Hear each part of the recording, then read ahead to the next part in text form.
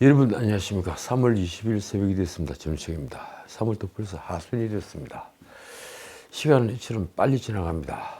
미리 한 말씀 좀 드리자면 제가 이 부분에 좀 많이 부어 있습니다. 수술 후유증입니다.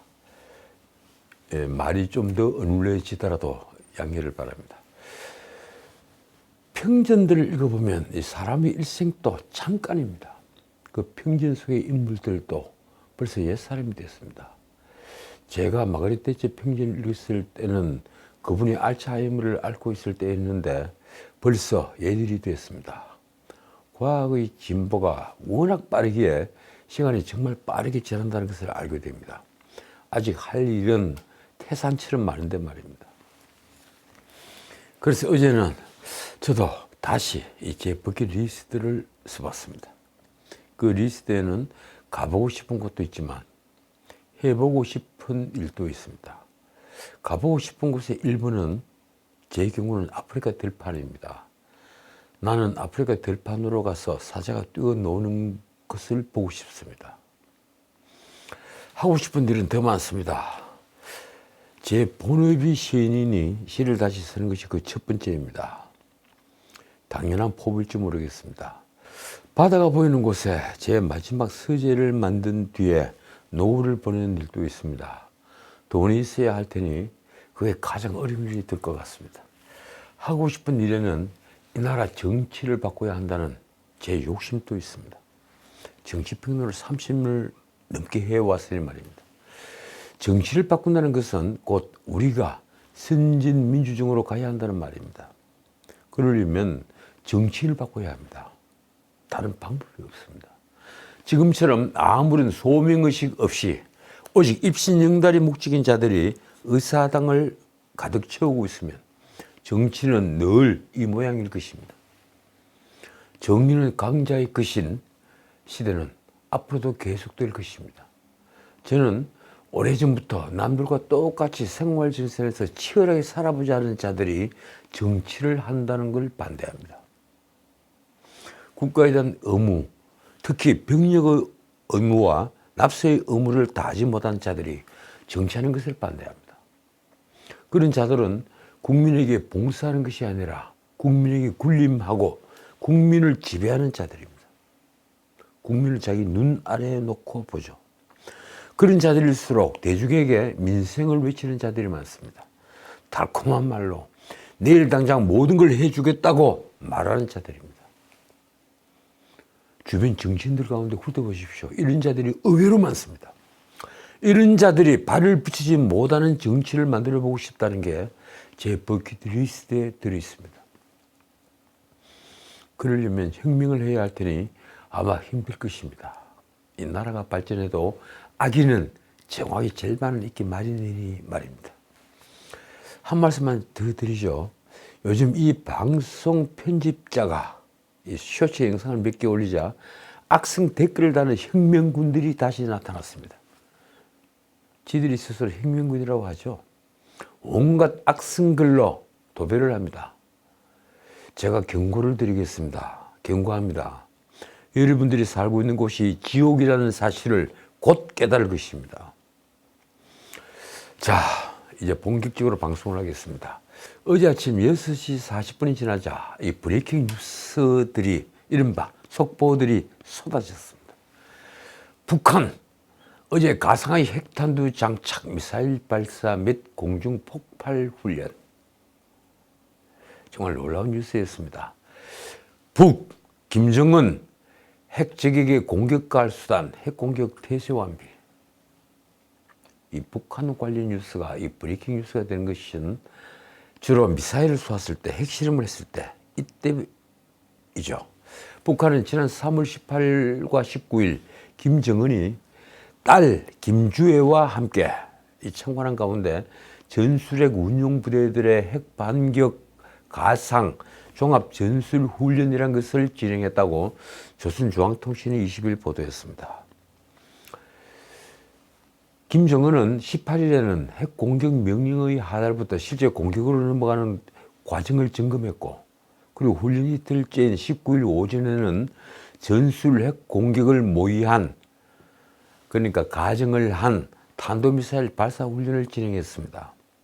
북한 중앙통신은 적 주요 대상에 대한 핵 타격을 모의한 발사 훈련이 진행되었다. 미사일에는 핵 전투부를 모의한 시험용 전투부가 장착되었다며 이렇게 보도했습니다. 평안북도 철산군에서 발사된 전술탄도 미사일은 800km 사거리에 설정된 조선 동해상 목표 상공 800m에서 정확히 공중 폭발함으로써 번역하면 이렇습니다. 철산군에서 쏜 탄도미사일은 800km 날아가서 800m 상공에서 공중 폭발을 했다. 이 얘기입니다. 핵 전투부에 조립되는 핵 폭발 조종 장치들과 기폭 장치들의 동작 믿음성이 다시 한번 검증됐다. 어쨌든 북한은 이틀 전 동해상으로 단거리 탄도미사일 SRBM 한 발을 발사를 했고 그 시간에 미국은 B-1B 전략폭격기를 띄웠습니다. 합동참모본부의 발표가 이렇습니다. 오전 11시 5분쯤 북한이 평안북도 동창리 일대에서 동해상으로 발사한 단거리 탄도미사일 한 발을 포착했다. 합참은 이 미사일이 800여 킬로미터를 비행한 뒤에 동해상에 탄착했다고 밝혔습니다. 합참은 최대 고도는 공개하지 않았지만 인호도시로 일본 방위성 차관이 발표한 내용은 이렇습니다. 북한 미사일이 최고 고도 약 50km로 약 800km를 비행해서 일본의 배타적 경제수역 EEZ 밖에 낙한 것으로 추정된다. 그 뒤에 인호가 덧붙인 말이 또 놀랍습니다. 북한의 미사일이 변칙 궤도로 비행했을 가능성이 있다. 즉 이번 미사일은 이른바 북한판 이스칸데르였던 것입니다. 한 곳으로 곧장 비행을 하는 것이 아니라 왔다 갔다 하면서 궤도 자체가 굉장히 불규칙하죠. 그렇다면 이번 미사일은 800km 비행거리를 감안하면 전술 핵탄두를 탑재할 수 있는 KN-23 이 개량형 미사일일 가능성이 높습니다. 북한판 이스칸데르 KN-23. 이전에도 북한 KN-23 개량형 미사일은 800km 정도를 비행한 적이 있기 때문입니다. 하지만 KN-23은 보통 두 발씩 발사되어 왔다는 점에서 이날 발사된 미사일이 극초음속 미사일일 가능성도 제기됩니다. 지난해 1월 북한의 극초음속 미사일은 최대 고도 60km로 1000km를 비행하는 데 성공했습니다. 그 뒤에 극초음속 미사일 발사가 아직까지는 이루어지지 않았습니다. 북한의 이번 미사일 도발은 화성 17형 대륙간 탄도미사일 ICBM을 쏜 지 불과 사흘 만으로 지금 하고 있는 한미연합연습 자유의 방패 이 프리덤 쉴드에 대한 반발입니다. 미국의 B-1B 전략폭격기는 16일 만에 다시 한반도 상공에 떴죠. 우리 공군 F-35 스텔스기와 연합 공중훈련을 실시하며 대북 억제력을 과시했습니다. 지난 6일 연합 공중훈련을 위해 한반도 상공에 온 건 B-52 폭격기였습니다. B-52, B-1B 모두 미국의 핵폭탄을 투하하는 전략 폭격기입니다. 동창리는 지난해 12월 북한이 정찰 위성 개발을 위한 최종 단계의 중요 시험을 했다며 준중거리 탄도미사일, 그러니까 MRBM 궤적의 미사일을 발사한 새 위성 시험장, 이 장거리 로켓 발사장이죠. 새 위성 시험장이 있는 곳입니다. 우리 군은 추가 발사에 대비해서 감시 및 경계를 강화한 가운데 한미 간 긴밀하게 공조하면서 만반의 대비 태세를 유지하고 있다고 합참은 밝혔습니다. 자, 어쨌든 이 휴일을 보낸 월요일도 여야 간 설전은 뜨거웠습니다. 여전히 북한이 800m 상공에서 한 전술핵 폭파 모의 실험은 화제였습니다. 이제 북한 핵이 소형화하면 대한민국에 직접적인 위협이 된다는 것을 깨달은 것입니까? 야당은 지금 가을에 해야 한다. 아니다. 연말이 적기다. 이러는 등 이재명의 질서 있는 퇴진론으로 시끄럽습니다. 이재명이 물러나야 한다. 여기에는 대부분 공감을 하는데 이재명이 그냥 물러날 수 있겠습니까? 본인의 정치 생명을 스스로 꺾을 수는 없을 테니 말입니다. 이재명은 아마도 이번 주말 검찰이 또 다른 기소장을 만날 것 같습니다. 바로 대장동 게이트의 배임죄, 그리고 성남FC 후원금 사건의 제3자 뇌물죄 등입니다. 이 428억 뇌물수수, 이 뇌물수수가 될지 글쎄요, 이게 정치자금법 위반이 될지는 모르겠습니다만 아직 스모킹 건을 확보하지 못했습니다. 이 김만배는 여전히 입을 꽉 닫고 있습니다. 이 부분은 잠시 뒤에 다시 살펴보겠습니다. 이 와중에 민주당은 지금 문재인의 마음, 문심이 어디 있느냐로 설왕설래 중입니다. 친명 세력이 이재명 외엔 대안이 없다는 박지원의 전언에 대해, 그러니까 문재인을 만나고 나와서 박지원이 한 말, 이 전언에 대해서 문재인의 당부는 타당하다고 하자 박용진이 라디오에서 곧장만 받았습니다. 박용진 의원은 최근 문 대통령을 만나 이재명을 중심으로 뭉치라는 말을 들었느냐 하는 진행자의 질문에 이재명의 이자도 얘기하지 않았다고 선을 쫙 그었습니다. 박지원이 헛소리를 한다는 거죠. 박용진의 뒷말이 전원 파동을 일으킨 박지원에게는 뼈아픈 말이 됐습니다. 이렇습니다. 그런 문제로 전직 대통령과 이야기하는 것은 적절치 않고 말씀이 혹시 나왔더라도 굳이 밝힐 필요가 있었겠나. 어떻든 문재인이 다시 관심의 대상으로 떠오르자 요즘 조용하던 권성동이 한마디 했습니다. 양산 대원군이 되려나.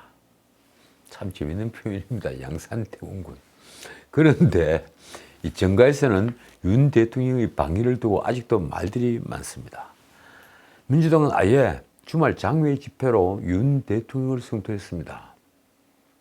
대통령실은 독도 위안부 논의는 없었다면서 일본인의 마음을 여는 데 성공했다고 방일 성과를 내세웠습니다. 일본 언론이 말한 독도 위안부 논의, 이건 가짜 뉴스라는 얘기입니다. 그러면서 일본인이 마음을 여는 데 성공했다, 이걸 줄창 강조를 하고 있죠. 보다 못해 이 유승민이 한마디 했습니다. 배신자 소리를 듣는 유승민이 한마디를 한 겁니다. 이렇습니다. 웬만하면 입 닫고 있으려 했는데 한심해서 한마디 한다며. 그가 한 말이 이렇습니다. 과거사에서 일본이 가해자, 우리가 피해자였다는 역사의 진실은 변할 수 없다. 피해자가 왜 가해자의 마음을 열어야 하나. 이 뒷부분 말은 정말 재밌는 얘기입니다. 그리고 윤석열 정부 대통령실의 이른바 관계자들이 주의해야 할 말에 들어갑니다. 피해자가 왜 가해자의 마음을 열어야 하나. 자, 검찰이 위례 신도시와 대장동 개발 특혜, 성남FC 후원금과 관련해서 이재명을 이번 주말 곧 기소할 것으로 보입니다. 다만 검찰은 아까 말씀드렸다시피 428억 원 부분, 뇌물 혹은 불법 정치자금 수수 의혹은 이번 공소 사실에서 제외할 것이라고 합니다. 지난달 구속영장에 기술한 수준으로 이재명을 재판에 회부하겠다는 거죠. 중앙지검 반부패 수사 1부와 3부는 혐의 사실은 충분히 입증된다고 판단해서 이번 주말 이재명을 불구속 기소하기로 한 것입니다. 그러니까 2021년 9월 대장동 게이트에 대한 검찰 수사가 시작된 뒤에 약 1년 반 만입니다. 왜 이리 늦었을까요? 문재인 검찰이 뭉개기 때문입니다. 정확한 이재명의 혐의는 이렇습니다. 성남시장 시절 대장동 개발에 참여한 민간업자에게 유리한 사업 구조를 설계해서 성남도시개발공사에 4,895억 원의 손해를 끼치고 민간업자들이 7,886억 원의 이익을 챙기게 했다. 결국 이재명은 지난달 구속영장 청구서에서 기술했던 특정경제범죄 가중처벌법상 배임, 그리고 이해충돌방지법과 부패방지법 위반, 그리고 특정범죄 가중처벌법상 뇌물, 범죄수익은닉규제법 위반 등이 공소장에 담길 것입니다. 한편 성남FC 후원금 사건의 범죄 사실은 이렇습니다. 두산건설, 네이버 등 사기 기업에서 성남FC 후원금 133억 5천만 원을 유치하는 대가로 이들 기업에 건축 인허가나 토지 용도 변경 등 편의를 제공했다. 위례 신도시 개발 사업에서는 민간업자들에게 내부 정보를 알려주어 211억 원의 부당 이득을 얻게 한 혐의입니다. 그러나 말씀드린 대로 이 대장동 업자 김만배가 이재명 측에 선화동인 1호의 지분 428억 원을 약정했다는 혐의, 부정처사업 수뢰죄, 그 범죄와 측근인 김용이 대선 경선자금 8억 4,700만 원을 남욱에게서 받은 정치자금법 위반 혐의는 일단 이번 기소에 포함하지 않는 것으로 파기되었습니다.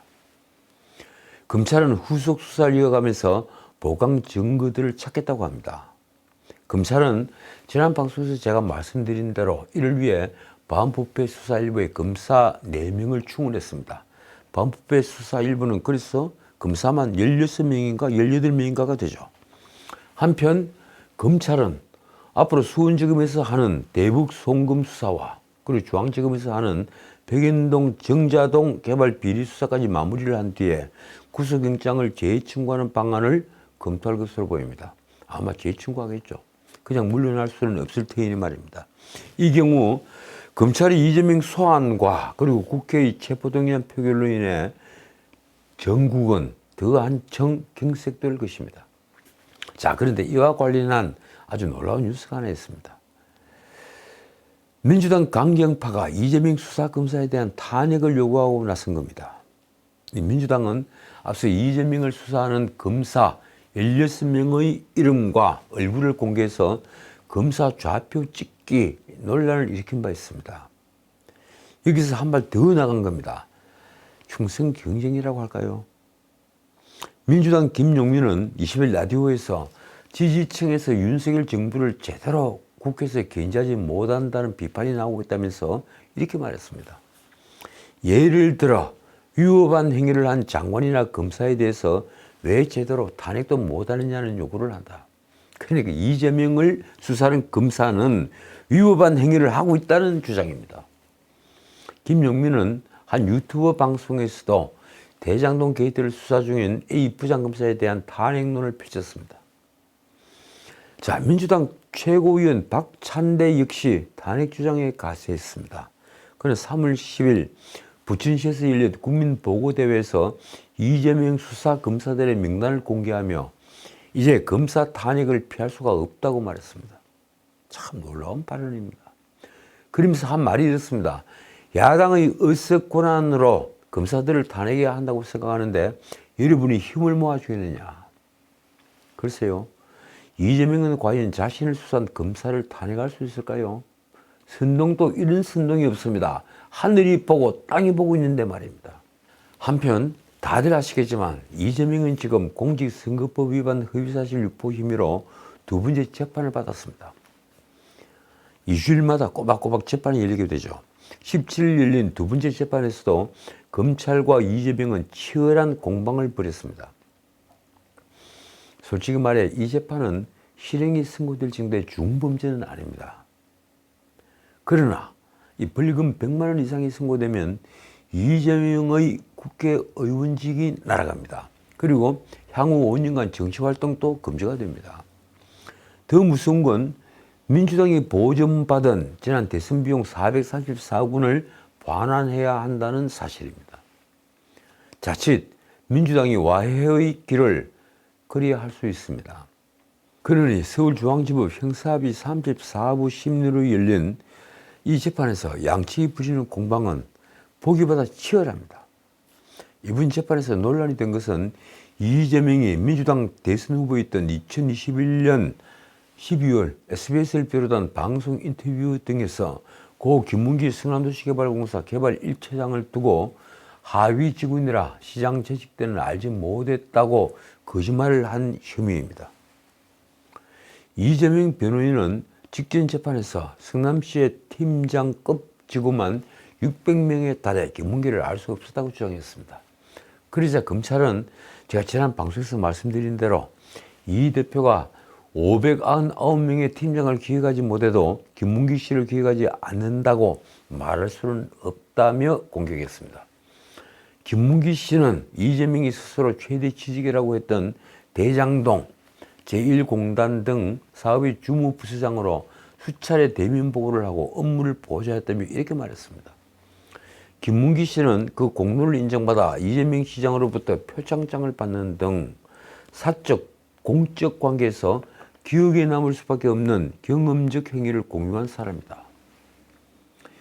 2015년 1월 6일부터 16일까지 그러니까 9박 10일간 당시 성남시장이던 이재명, 김문기, 유동규 등이 함께 호주, 뉴질랜드로 출장을 갔고 세 사람이 호주에서 골프를 친 것도 쟁점이 됐습니다. 이와 관련해서 이재명은 2021년 12월 29일 한 종편에서 참으로 희한한 말을 했습니다. 이렇습니다. 국민의힘에서 4명 사진을 찍어가지고 마치 제가 골프를 친 것처럼 사진을 공개했던데 제가 확인을 해보니까 전체 우리 일행 단체 사진 중에 일부를 떼내가지고 이렇게 보여줬더군요. 조작한 것이요. 도대체 이재명은 골프를 친 사실조차 잊은 것입니까? 그 발언에 대해 검찰은 이날 허위사실 공표라고 했는데 이재명 변호인은 말을 다시 교묘하게 바꿨습니다. 골프를 함께 친 사람이 김문기 씨였는지 정확히 기억하지 못한 것이다. 골프를 친 사실은 있는데 그 골프를 친 사람이 김문기였는지 다른 사람인지 정확히 기억하지 못했다는 겁니다. 둘이서 카트를 타고 이 김문기가 운전을 했는데 말입니다.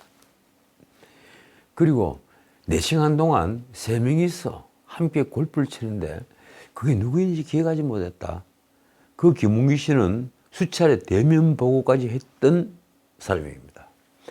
검찰은 재판에서 김문기 씨가 2021년 11월부터 12월 사이 이재명으로 저장된 연락처로부터 단체 문자 메시지를 수회 수신한 사실을 공개했습니다.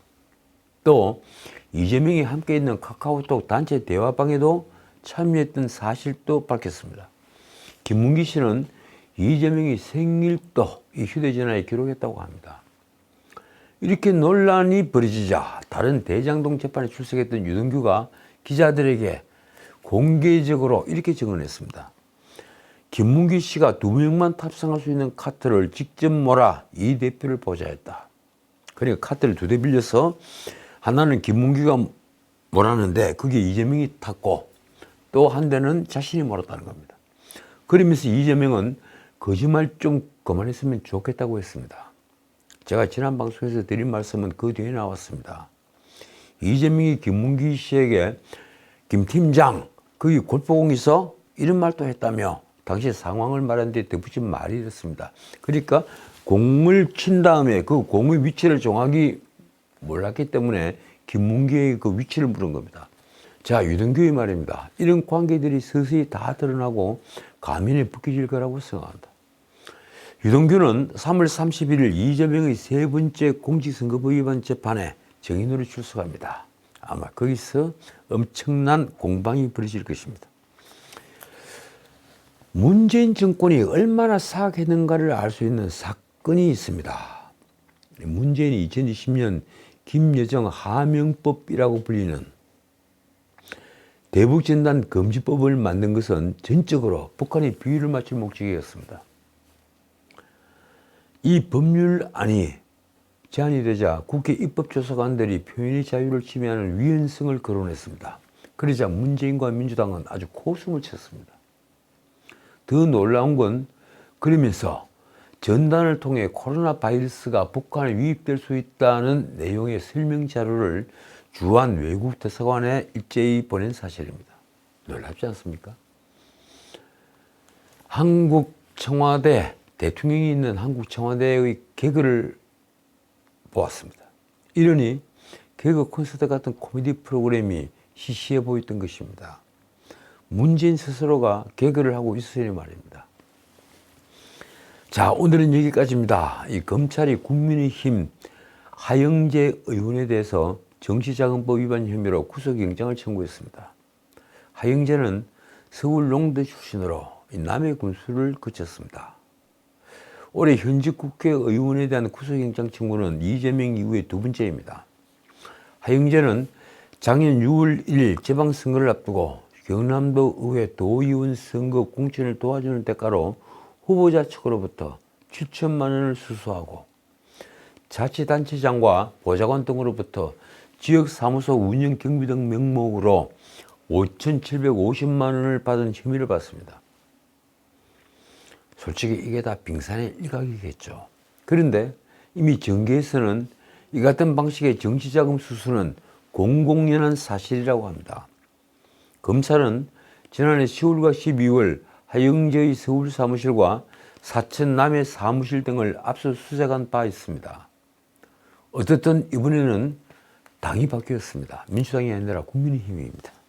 노웅래와 이재명과는 달리 하영재는 과반에 훨씬 못 미치는 국민의힘 소속인 것입니다. 자, 그렇다면 민주당은 이 하영재의 구속에 어떤 태도를 취할까요? 또 국민의힘 동료들은 어떤 태도를 보일까요? 부패의 뿌리는 깊습니다. 유능하고 똑똑한 정치인보다 독야 청청하는 이가 더 반가운 까닭입니다. 지금까지 전수석이었습니다.